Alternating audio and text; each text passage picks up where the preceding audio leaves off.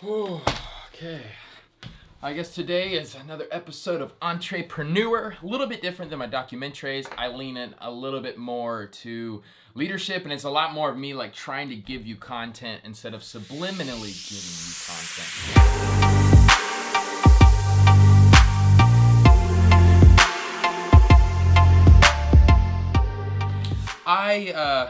So I just finished Easter. In fact, these notes are all the notes I took to get ready for Easter. Then I crumpled it in my bag and it got messed up. Let me know in the comments below if you would like a video about specifically how I come up with sticky statements and rhyming.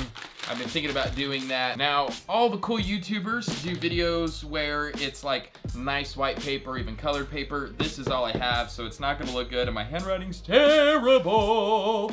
But I wanna explain to you why I'm excited this morning. Easter just ended. Most people think, okay, now we're coasting into summer, especially in Arizona, because it is hot, super hot. But we have kind of split up our church into different seasons, and I think it'd be really helpful to explain to you kind of our strategy and what we do, and why I think maybe you should adopt something like it. So I'm gonna work through this and be done for the day, because I'm still I'm excited, but I'm tired. All right, so we've actually split up our church calendar into 3 seasons.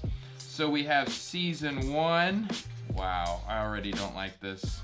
Let's do it right here in the middle. Season 2. And then, of course, you have season 3. Now, did we do 3 seasons because I'm obsessed with 3? Maybe. You know what's really cool about planting your own church? You get to do whatever you want. Not really. There's accountability and there's a lot of stuff. I should never have said that. Now, we've decided January, February, March, April. Season 1 is essentially, well, it is January through April. Season 2 is May through August. And then we have season 3, which is September to December.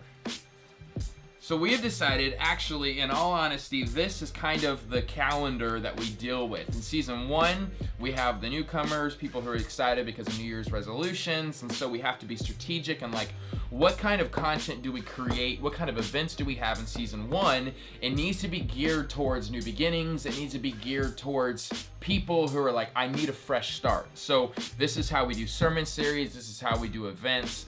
And it culminates always in Easter. Season 2, May through August, for us in the summer is just hot. People leave a lot, but a lot of the younger people stay because we don't have as much money to go run away. So generally the temptation through May and August is to just survive. Just coast through, have time for your growth group leaders to rest. There isn't anything major going on because they just need that rest and relaxation. I think there's something to it, but I also think you miss out on great opportunities. I'll talk about it. Season 3 is ramped up again. Now you have back to school. You have people yet again trying to get their life together. Season 3 is interesting. There's a lot of holidays, so we try to do a lot of celebrations. In season 3, it's a lot of hanging out, a lot of eating together, kind of using the spirit of the season to our advantage, being a lot more missional, looking at, okay, do we just go to Halloween out by ourselves or do we throw a block party? All sorts of these things kind of layer into it. Now, for today's purposes, I want to tell you what I'm excited about and a few things that we're always doing in every season. I hope this is helpful. Now, what color do I do? I ran out of colors. I want it to be different.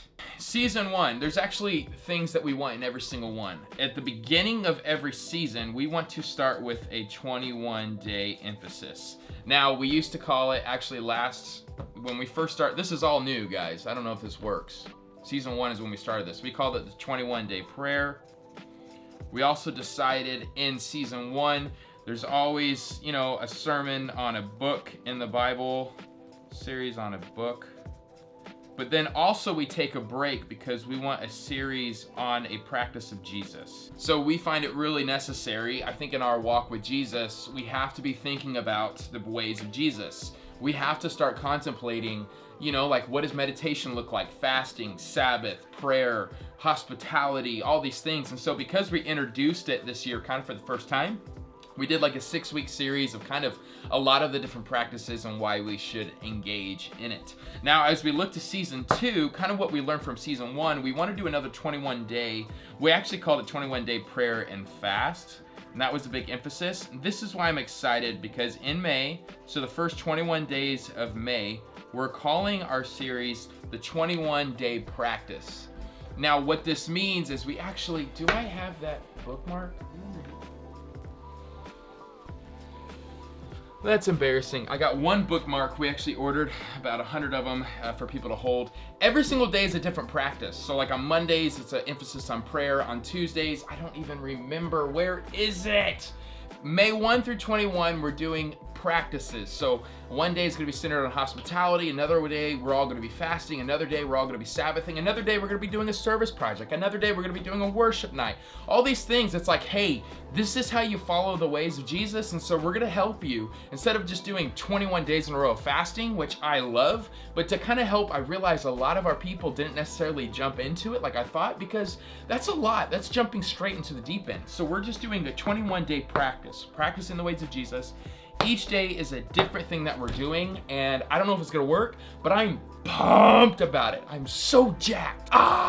It's gonna be good. And then still a sermon series on a book. So we're actually in the Sermon on the Mount right now, but then also an emphasis on a practice, which kind of works for us. These practices is gonna be centered on the Sermon on the Mount, so kind of getting 2 birds with 1 stone, about practicing the way in relationships, practicing forgiveness, practicing restoration, which is in the Sermon on the Mount. Does this make sense? So it's going to be emphasis on practice every time, and then jumping back into a book, but always a 21-day practice. And we will do the same exact thing here in season 3. Now, of course, each season now has different events. You want to do certain events that are tailored to January through April. We do a lot of college events here. Events here are a lot more centered on community building and leadership building. Oh man, I need more room. And then of course events here as well. But not only do we do events, but we also do a workshop.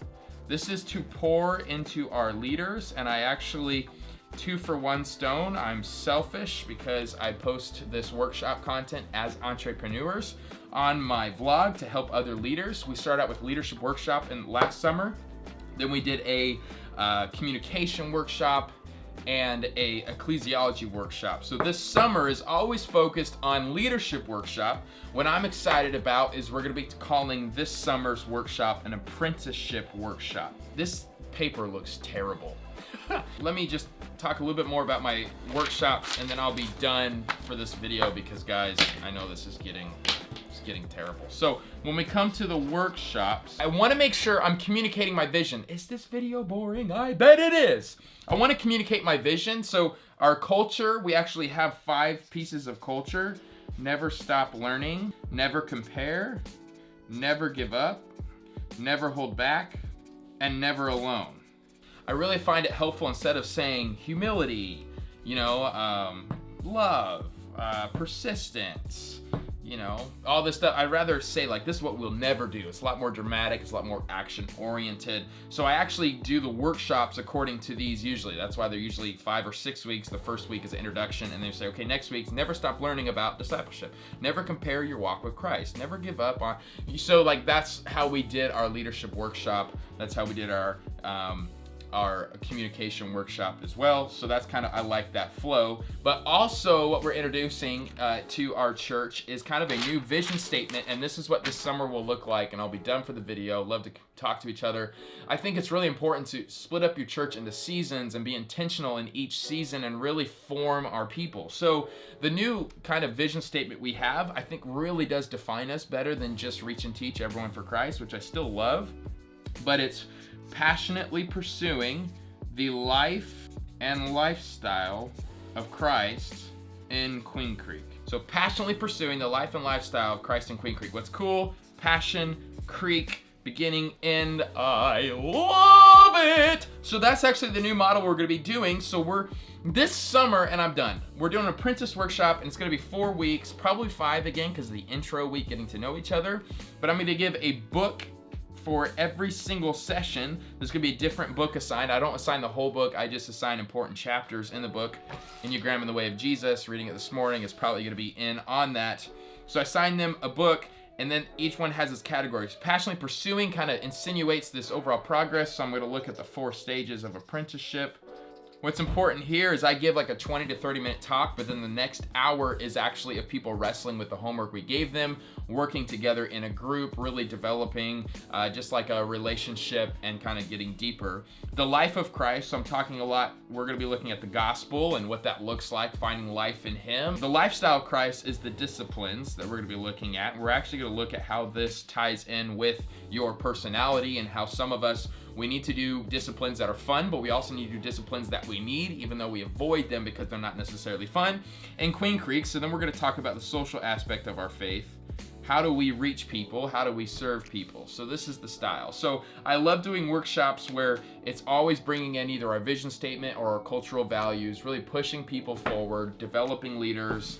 And so I would encourage you, I think a lot of people design their seasons into 4 quarters. For us, 3 seasons seem to be best. It's kind of what the school calendar uses, and I think it's what we want to use. That's what we're doing to develop our leaders, and that's what I'm most excited about going into May. As we're done with Easter, we don't want to coast. We want to really pour in, and these 21-day practices, I'm going to talk about more in another video, but it's just so exciting to think about, hey, we're forming our people. And by the way, we do the same thing in September. If this practice works, I think we'll always call it a 21-day practice. Let me know in the comments below if you're interested in any of this stuff, if you'd like some more information, if it was helpful to you at all, especially if you're a pastor, church leader, ministry leader, whatever it is. I love you. Do I love you? I do. I appreciate you at least. I don't know if maybe there's some things about you I don't like. I don't know. I don't really fully know you, but the little I do know you, I really, really like you. All right. I'll see you guys. Not that it matters. Who cares if I like them or not? They don't care. They don't live for that. Okay. Thank you guys for plugging in.